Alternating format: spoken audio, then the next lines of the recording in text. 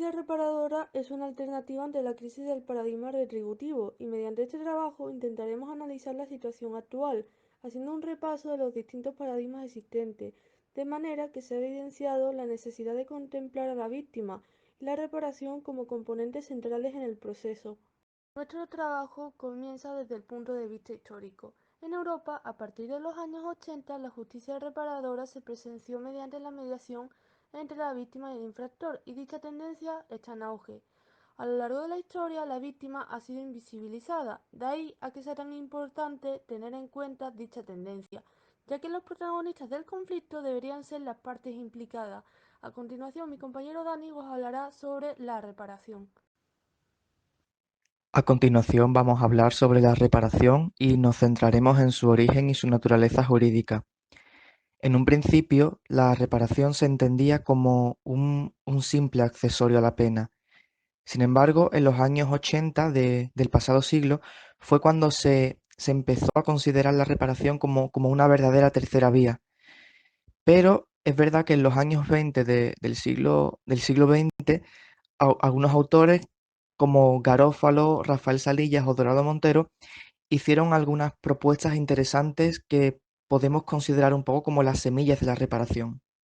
Sin embargo, estas incipientes ideas durante principios mediados del siglo XX no llegaron a cristalizar en los sistemas de control penal, y esto se debió fundamentalmente a dos factores. El primero, la existencia de las dictaduras militares europeas, que durante el siglo XX, sobre todo en países como España y Portugal. De hecho, en España el régimen franquista no terminó sino hasta 1975. Estos regímenes promulgaban un derecho penal autoritario, con lo cual obviamente aquí la reparación no tenía ninguna cabida. Y el otro factor fue el surgimiento de la multa como una forma de resarcir la responsabilidad penal. Pero claro, aquí la víctima no recibe ningún tipo de compensación, sino en todo caso el beneficiario es el Estado. Pero si ya nos adentramos y pasamos a analizar nuestro Código Penal vigente, el de 1995, en él sí que podemos ver que se observa la reparación de una forma muchísimo más clara y, aunque no del todo, sí que en cierta forma la considera como una vía de resolución del conflicto penal. Sin embargo, realmente una crítica importante que se le hace al papel que tiene la reparación en nuestro ordenamiento jurídico es que se limita bien al pago económico o se la considera como una atenuante o una eximente para determinados delitos. De hecho, según el artículo 21 de nuestro Código Penal, son circunstancias atenuantes la reparación al daño a la víctima. Y como hemos dicho en este artículo, la reparación es un atenuante de la pena, es decir, si la persona que comete el delito repara el daño que ha causado a la víctima, verá su pena atenuada, aunque no solo se la considera como un atenuante, sino también como un eximente en algunos delitos, como delitos medioambientales, delitos contra el patrimonio. Sin embargo, si nos centramos en la discusión acerca de su naturaleza jurídica, vemos que dentro de la doctrina la principal discusión es sobre si es de naturaleza civil o de naturaleza penal. Pero, ¿qué dice nuestro Código Penal al respecto? El artículo 116.1 dice que toda persona criminalmente responsable de un delito lo es también civilmente si del hecho se derivasen daños o perjuicios. Entonces, podemos deducir que la reparación sería como una forma de responsabilidad civil. Esta forma de responsabilidad civil puede consistir en dar, hacer o no hacer algo, pero la modalidad que se adopte será competencia del tribunal. O sea, será el tribunal el que decida qué se debe hacer, si dar, hacer o no hacer algo. Y tendrá en cuenta criterios como el daño que se ha producido, o sea, su entidad, el patrimonio del culpable o atendiendo a las circunstancias vitales y personales del culpable. Otra de las discusiones existentes en la doctrina es sobre cómo encaja la reparación o cómo encaja la reparación dentro del sistema penal en España. Al respecto existen tres líneas. La primera se basa en la idea, ¿no?, de que la reparación es un accesorio de la pena. La segunda considera que la reparación ha de ser tenida en cuenta no como un accesorio a la pena, sino como una alternativa a la pena de prisión. Y en último lugar existe otra línea que es bastante interesante, que lo que considera es que la reparación en sí es una tercera vía. O sea, que no es ni un accesorio a la pena ni una alternativa a la pena, sino que es una tercera vía que está pues como entre las otras dos vías tradicionales, ¿no? La pena y la medida de seguridad. Pues la tercera vía sería la reparación. Y dentro de todo este debate, una de las voces que queremos destacar es la de la criminóloga Elena Larrauri Piojan, que considera que la reparación debe ser tenida en cuenta como una auténtica alternativa, ¿no? Y que la reparación pues va más allá de ser un simple accesorio a la pena de prisión o una forma de darle un poquito más de peso a la víctima en el proceso. La reparación tiene que ser algo autónomo. Y esta idea de que la reparación debe ser algo autónomo y una verdadera alternativa a la prisión tiene su origen en parte en la victimología de los años 80, en el ideal resocializador y así como en algunas de las tesis del abolicionismo. Y aquí destacamos los pensamientos de autores como Neil Christie, que defendían que el conflicto debería ser devuelto a las víctimas, ¿no? Y esto también encaja con la idea de que la reparación es una forma de devolver el conflicto a la víctima y de hacer que la víctima, digamos, tenga algo que decir en todo el proceso y no sea un simple complemento al que en la mayoría de ocasiones se ignora. Otro de los debates que destaca en la doctrina es sobre si la reparación debe ser considerada una pena o no. Y aquí hay, obviamente, distintas voces. Hay un sector que considera que, como la reparación se impone de forma coactiva y en muchas ocasiones incluso va más allá de la simple reparación del daño, es una pena. Sin embargo, hay otro sector que considera que es una sanción autónoma respecto de la pena, ¿no? Y a continuación vamos a ver cuáles son los argumentos que ofrecen ambas posturas y en qué consiste, ¿no? Cada uno de los postulados que ambas posturas defienden. En primer lugar, vamos a centrarnos, ¿no? En el grupo de argumentos de aquellos autores que defienden que la reparación no es una pena o no puede ser equiparada con la pena. Uno de los primeros argumentos que ofrecen es que la reparación se basa en la entidad del daño. Y esto parece algo lógico, porque si no hay daño no tiene sentido que haya reparación. Entonces realmente aquí con la reparación, a diferencia de con la pena, no se está haciendo un reproche al comportamiento, porque, por ejemplo, eh, cuando se comete un delito, aunque no se haya producido un daño, sino que a lo mejor simplemente haya quedado en una tentativa, se impone una pena. Y esto es porque se está haciendo un reproche al comportamiento del sujeto. Otro de los argumentos que va en línea, ¿no? con este primero es que pena y reparación no pueden ser lo mismo, puesto que su fin es diferente. La pena busca eso que hemos dicho antes, no hacer un reproche a la conducta y intentar que la conducta del sujeto no vuelva a repetirse, que esta conducta desviada no vuelva a reproducirse en el futuro. Por tanto, la pena tendría un componente bastante importante, al menos en la teoría de prevención. Sin embargo, la reparación lo que busca es reparar, como su propio nombre indica, y compensar el daño a la víctima. Con lo cual, la reparación quizás no tendría este fin de reproche. Otra de las diferencias que tienen la pena y la reparación es que la pena es personal. Es decir, o sea, no tiene sentido que cumpla una pena una persona distinta a la que ha cometido el delito. O sea, la pena no puede ser impuesta a un tercero.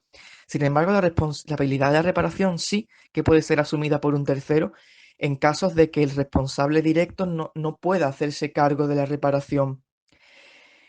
Y la reparación también, otra diferencia respecto de la pena es que la reparación es renunciable, es decir, la víctima podría renunciar a ser reparada, algo que es impensable en el caso de la pena, ya que en el caso de la pena, aunque la víctima no quiera, será impuesta al culpable, puesto que, digamos, el dueño del proceso aquí no es la víctima, sino es el Estado, y aquí prima el jus puniendi del Estado.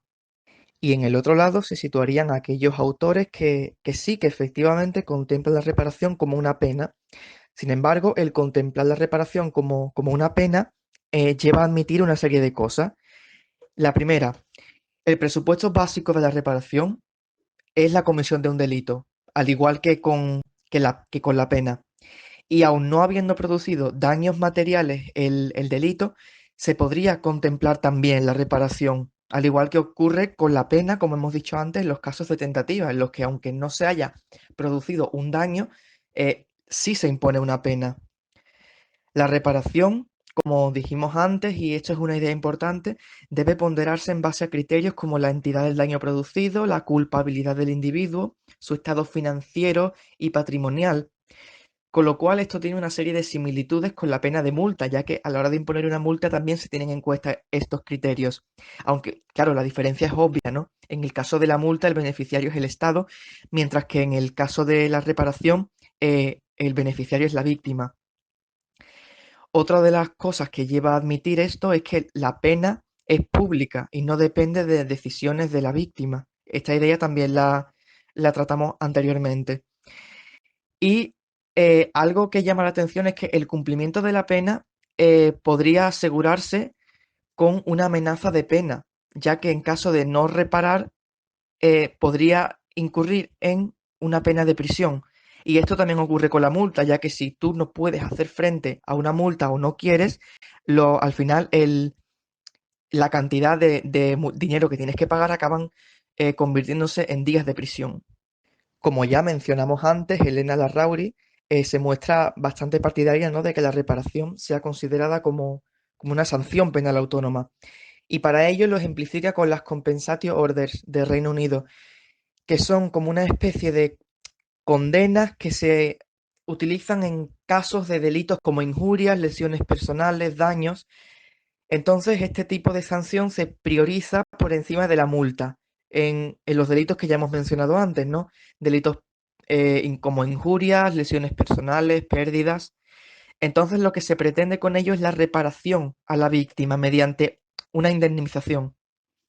Pero más allá de todo este debate, ¿no?, en el que podemos estar enredados durante horas sobre la naturaleza jurídica de la reparación, sobre dónde debe encajar en el ordenamiento, cuáles son sus limitaciones, cuáles son sus posibilidades, realmente lo importante es darle contenido a la reparación.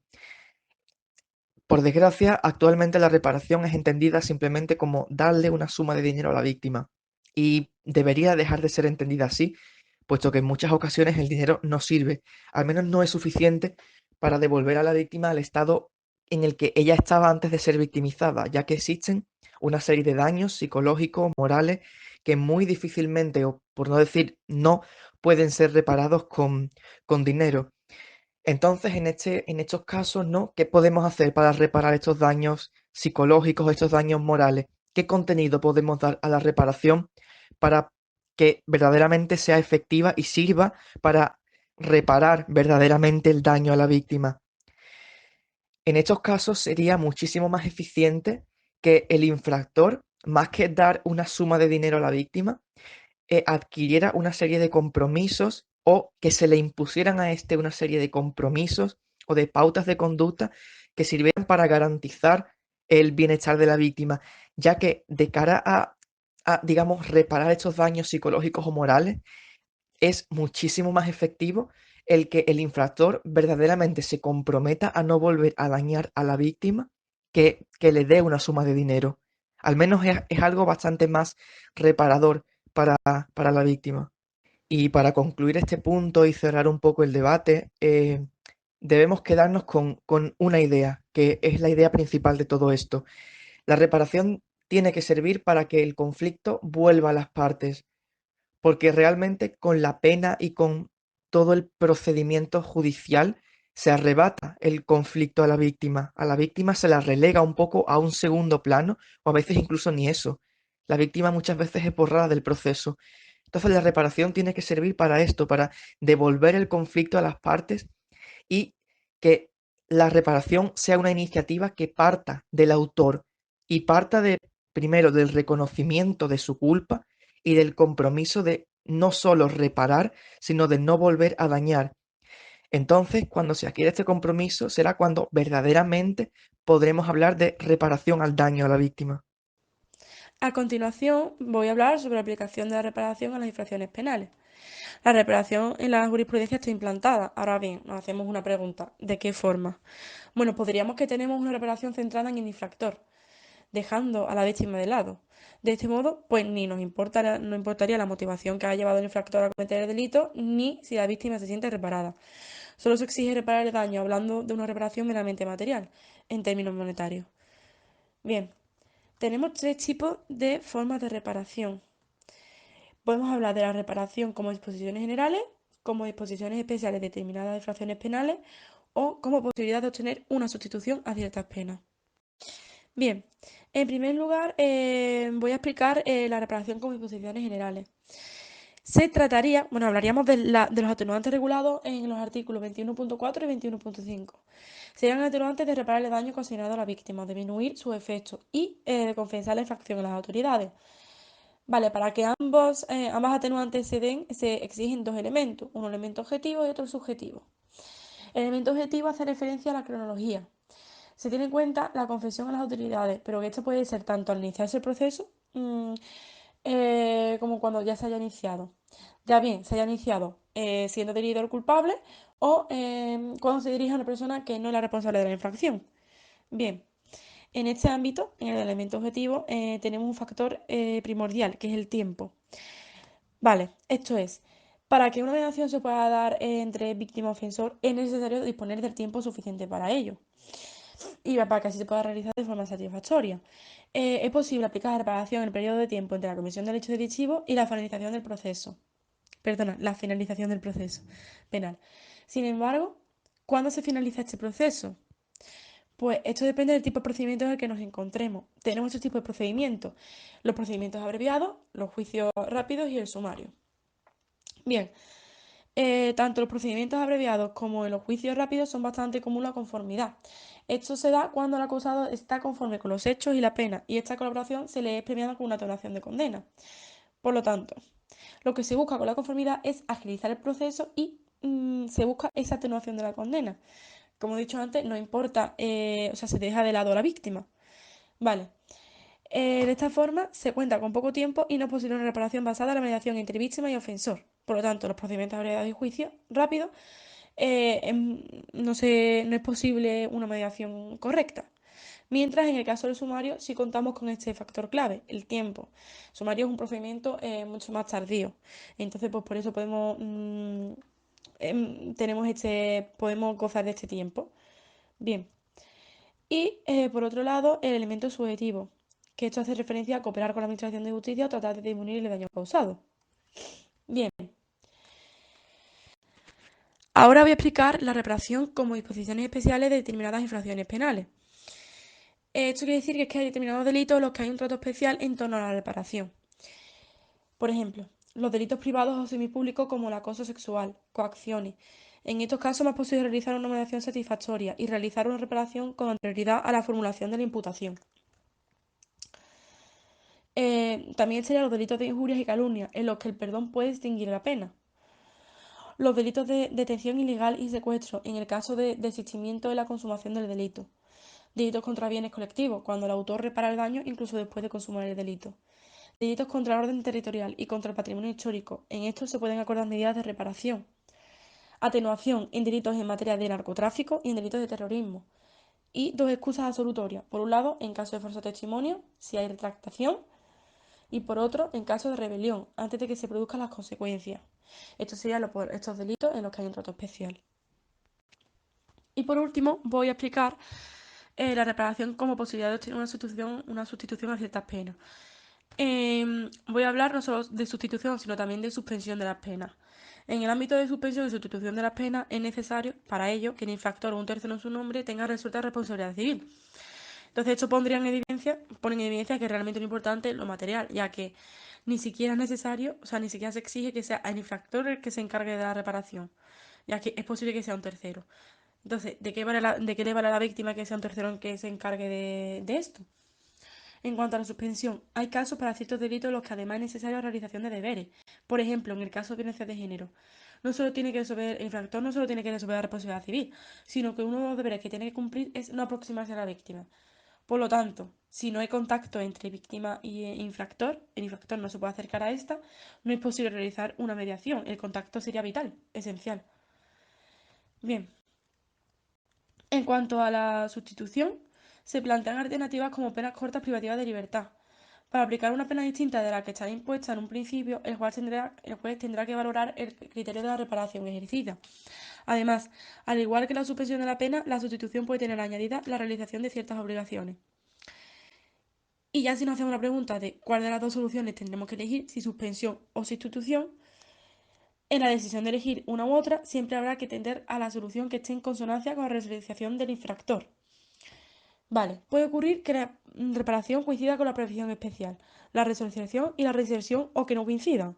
En el caso de que no coincidan, tal y como afirmado anteriormente, se tendrá en cuenta aquella opción menos perjudicial para el infractor, la resocialización. De esta forma, la víctima quedaría en segundo plano.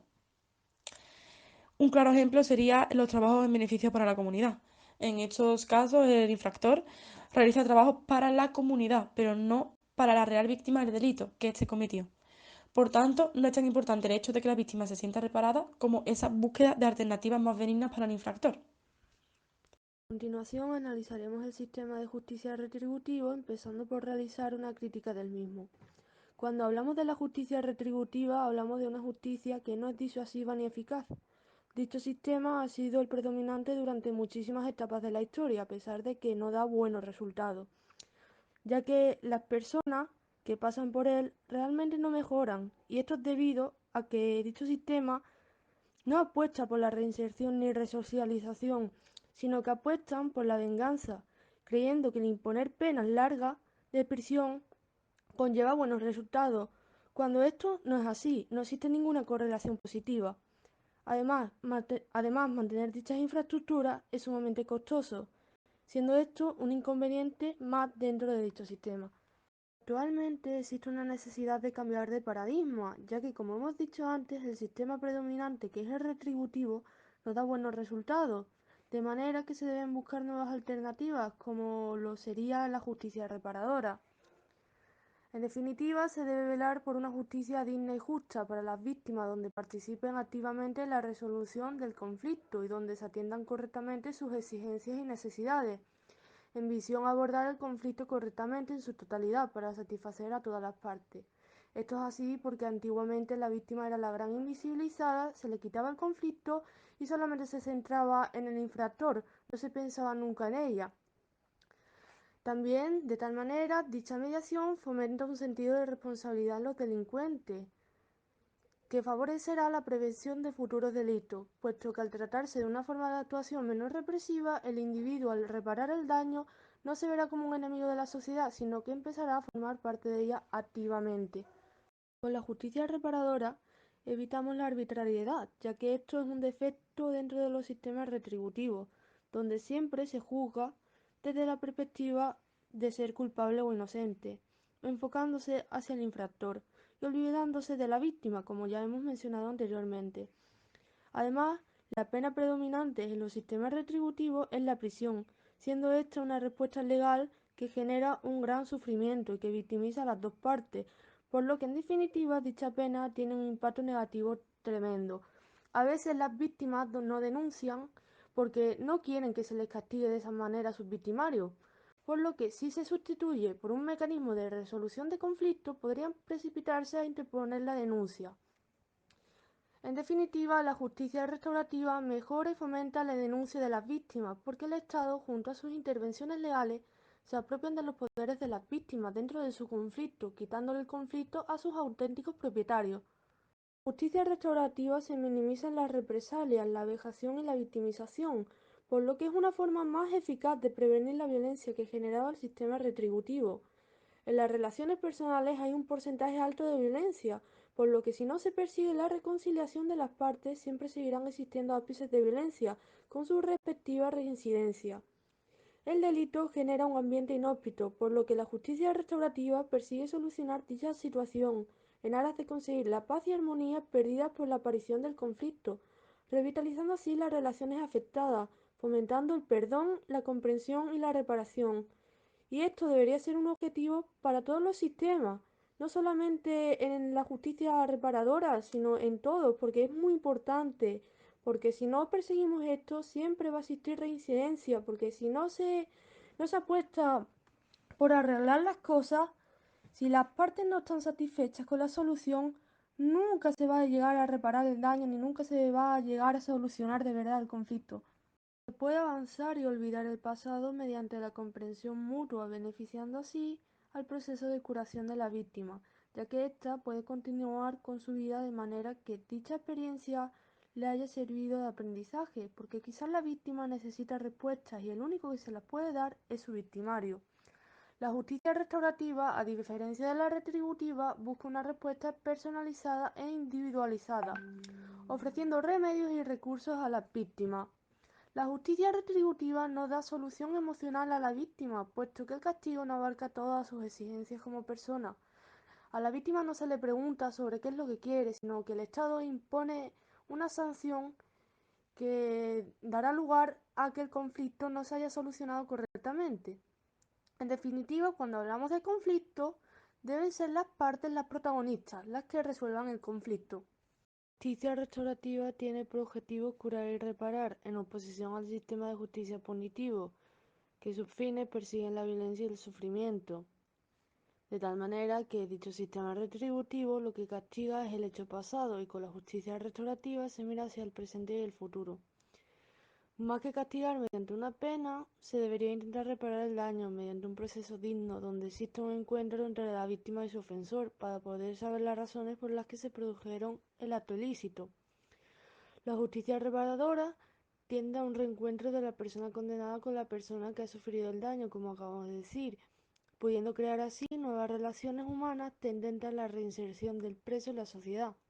Por lo que, a modo de resumen, en el sistema de justicia reparadora, el conflicto es de las partes y no del Estado, como venía siendo el sistema de justicia retributivo, y la intervención es para que ellas lo puedan gestionar de una forma pacífica, mirando hacia el futuro, no estancándose en el hecho pasado. Dicho paradigma se dirige al problema y no estigmatiza a nadie, a ninguna de las partes. Busca reparar el daño causado de forma responsable y cooperadora, no buscando así la venganza, ni causar más daño, por lo que no produce dolor a ninguna de las partes. En definitiva, tiene poder resocializador, favoreciendo así a la reinserción del victimario de tal manera que pacifica el contexto y a la sociedad, siendo una acción más barata, rápida y que satisface a las partes implicadas en su totalidad. A continuación, procedemos a explicar el movimiento hacia el protagonismo de la reparación de la víctima en el espacio social europeo. Podemos ver que la Unión Europea ha evolucionado hacia la implantación de un modelo jurídico estatuario y podemos ver que esta evolución comenzó con una serie de reacciones sociales frente a la delincuencia juvenil y se observó que la reparación a la víctima se podía utilizar como una tercera vía de resolución de conflictos. Por lo tanto, se comenzó a plantear la mediación como una vía de resolución de conflictos porque así se podría obtener un sistema penal más constructivo y menos retributivo, ya que era lo que se había estado aplicando hasta entonces, porque debemos recordar que a lo largo de la historia humana se han estado aplicando penas a las personas que han quebrantado la norma y estas penas han podido ir desde castigos corporales hasta penas privativas de libertad, que es por ejemplo la que se suele aplicar, por ejemplo, en España actualmente. Por otro lado, podemos ver que la mediación le da una oportunidad a la víctima de comunicar sus percepciones ante delitos, sus necesidades y de decir cómo le ha afectado el propio delito. Pero además esta vía no solo favorece a la víctima, sino que además permite al victimario conocer el daño que ha causado y esto puede favorecer a que empatice hacia la víctima, favoreciendo así la resocialización de él. Y así se disminuyen las posibilidades de reincidencia.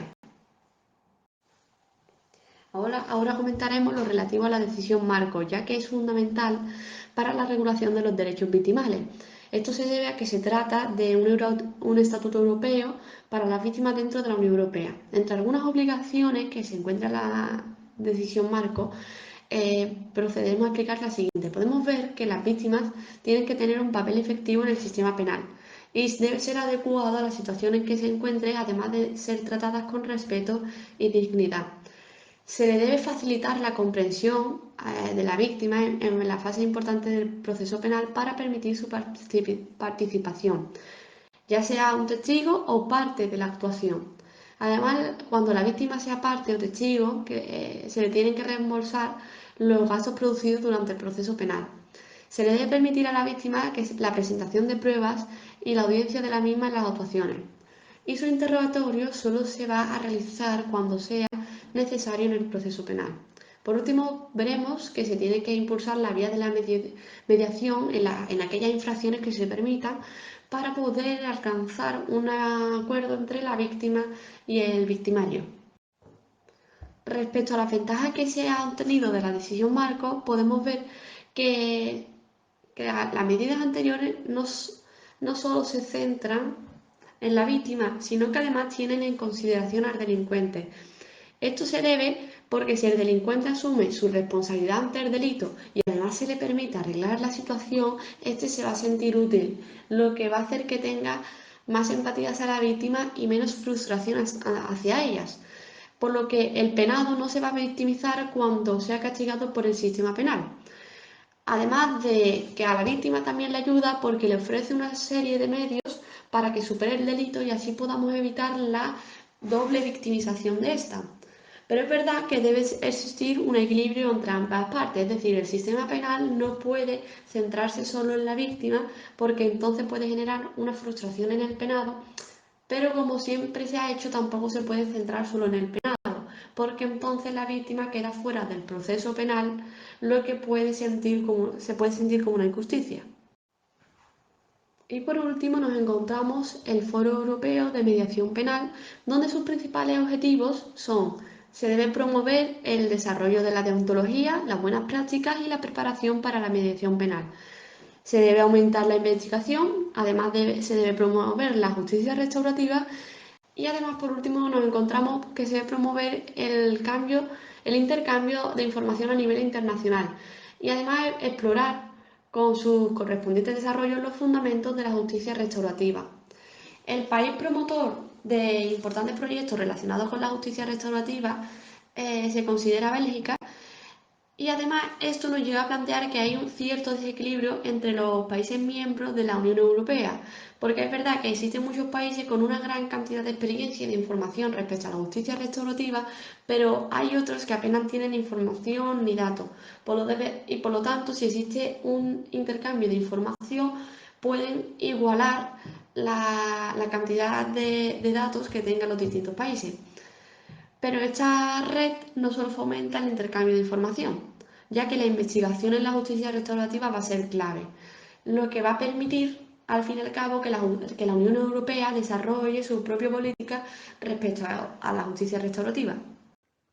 Por último, como conclusión, podemos decir que durante este trabajo hemos observado las características fundamentales de la justicia reparadora. Eso y los diferentes debates que existen dentro de la doctrina acerca de su naturaleza, sus posibilidades, su alcance, su encaje dentro de la legislación y sus ámbitos de aplicación. Pero más allá de esto, se trata de tomar conciencia de la importancia y de las muchas posibilidades que nos ofrece la justicia reparadora. El ver más allá del dualismo tradicional de o pena o medida de seguridad y el ver la justicia reparadora como una verdadera vía en la resolución de conflictos, ya que por su naturaleza no solo sirve para reparar el daño que se ha causado a la víctima, sino que también sirve para que el victimario tome conciencia de su conducta destructora, algo que no va a pasar o es muy difícil que pase si se le mete en la cárcel o se le impone, por ejemplo, una multa, ya que al final el delincuente lo que va a acabar es victimizándose. Se considerará a sí mismo como una víctima, culpará al sistema de justicia de su situación, volcará sus sentimientos de rabia sobre la víctima y al final lo que acabarán naciendo son deseos de venganza, con lo cual la función preventiva de la pena pues deja de tener sentido. En cambio, mediante la reparación al daño causado a la víctima, no solo se devuelve el conflicto a las partes, sino que se le da la oportunidad tanto a la víctima como al agresor de buscar una solución para poder reparar aquello que el delito ha dañado.